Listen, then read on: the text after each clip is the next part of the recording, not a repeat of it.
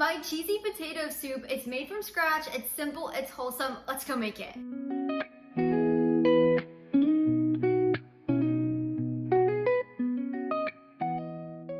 This is a wonderful dish for any cozy winter night, for Fridays during Lent, for those meatless days, as well as for St. Patrick's Day. You can find my full written recipe linked down in the description below. Just click that link, it'll take you over to my blog where you can print and save it anytime. I also have serving ideas and storage tips over there as well. Now let's get started with our potatoes. Now we're gonna need 2 medium to large size russet potatoes. I've already rinsed and dried them, that way there's no dirt on the outside. And then you want to grab a peeler, and we're just gonna peel these. Now that our potatoes are peeled, we're going to slice them into small cubes. So I always like to do about 1/2 inch to 1 inch. You want them to be about the same size.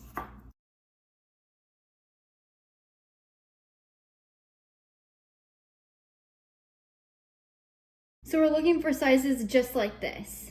Now that we've got our potatoes cut up, we're gonna add them to a medium-sized pot. I like to use stainless steel. And then we're gonna rinse these twice. So I'm gonna pour some water in here, stir it around, drain it in the sink, and then I'm gonna repeat that again to rinse them twice. This just removes some of the excess starch. That way when the potatoes are boiling, it doesn't create a mess and foam to come out of your pan. This makes it so simple and so easy. So I'm gonna go rinse those quick and I'll meet you back here.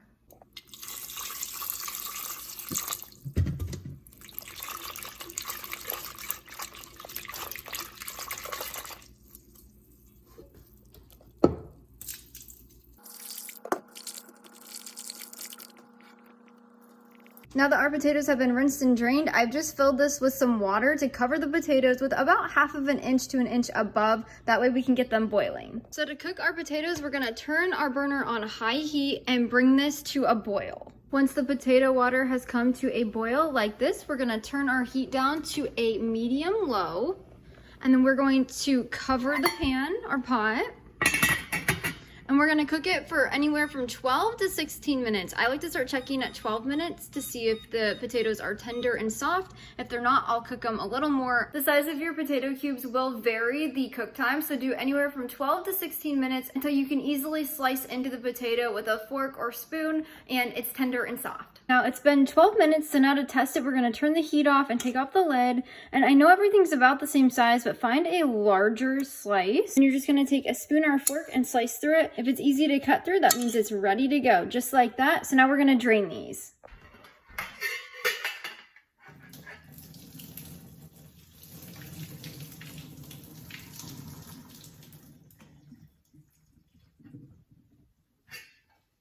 Now that our potatoes are drained, we're gonna dump them into a clean bowl and set them to the side while we make our soup base.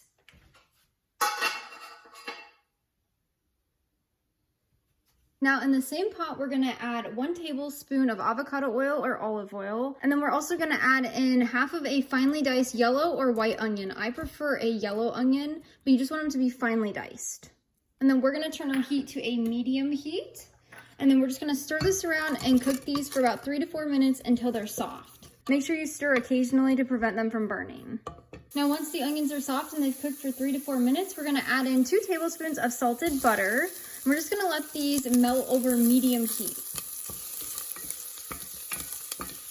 Now once the butter is melted, we're gonna turn our heat down to low and we're gonna add in 1/3 of a cup of all-purpose flour. I like to use unbleached organic, but you can use any.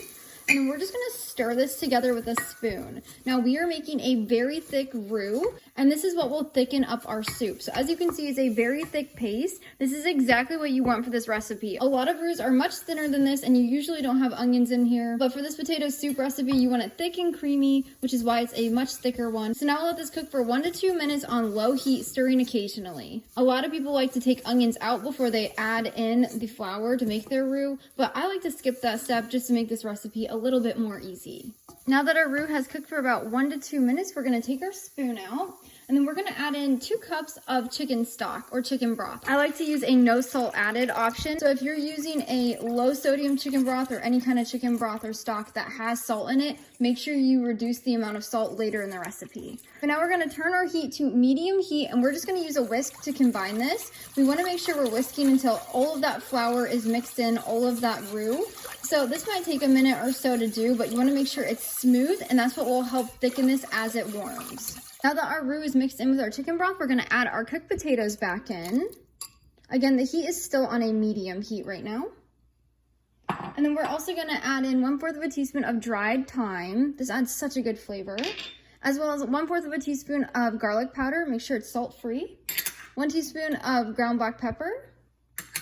And 2 teaspoons of sea salt. Now, if you're using a salted broth, make sure you reduce this and just salt to taste. And as we're adding things in, it might start to bubble up, so give it a quick stir as needed. And then next we're gonna add in 1 cup of half and half. You could also use regular milk, it just won't be as creamy.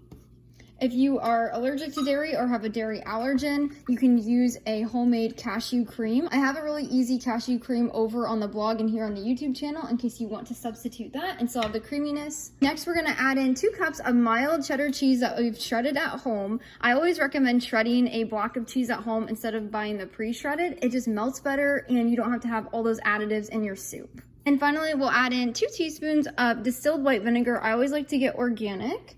And that just adds such a good savory flavor to this. It balances out the cheese. Sometimes cheese in a milky sauce like this can get a little bit sweet, so that helps balance that out with a little acid. Now we're gonna stir this to combine and let it heat over a low-medium heat for about 10 to 15 minutes. It will thicken as we go, and this cheese will melt. So make sure you're stirring occasionally during this cook time. Once it's cooked for about 10 to 15 minutes, it will look just like this. Now, if you would like it to be a little thicker, I have a quick tip. You can use your spoon or you can use a potato masher, and you can mash just a few times in here. You don't want to mash the whole thing or else you won't have any potato chunks left. And then this will help thicken up your potato soup a little bit. So just like that, you can go more if you would like or less. I like to do just a few. And as you can see, it's a little thicker than it was. Then once it's the consistency that you like, you're gonna turn the burner off and remove it from the heat. And that's how you make my cheesy potato soup from scratch. It's so easy to make, it's simple, it's hearty, it's delicious, it's wholesome. I hope you love this recipe as much as my husband and I do. Today we're having it for lunch by itself, but if you wanna serve it with a side, I highly recommend doing a sourdough bread of some sort. You could do buttered bread slices, you could do sourdough garlic knots. We like a quick sourdough garlic toast or a garlic bread. Any of those options would work wonderfully. Really anything with bread and garlic works great with this. If you want something that's a little less hearty and a little less filling, you could also do a cucumber and onion salad on the side or a salad in general. Either of those would work great as well. As I mentioned before, you can find my full written recipe link down in the description below. Just click that link, it'll take you over to my blog where you can print and save anytime, and I have tons of more serving ideas over there as well. But until next time, go serve God by loving your family one recipe at a time.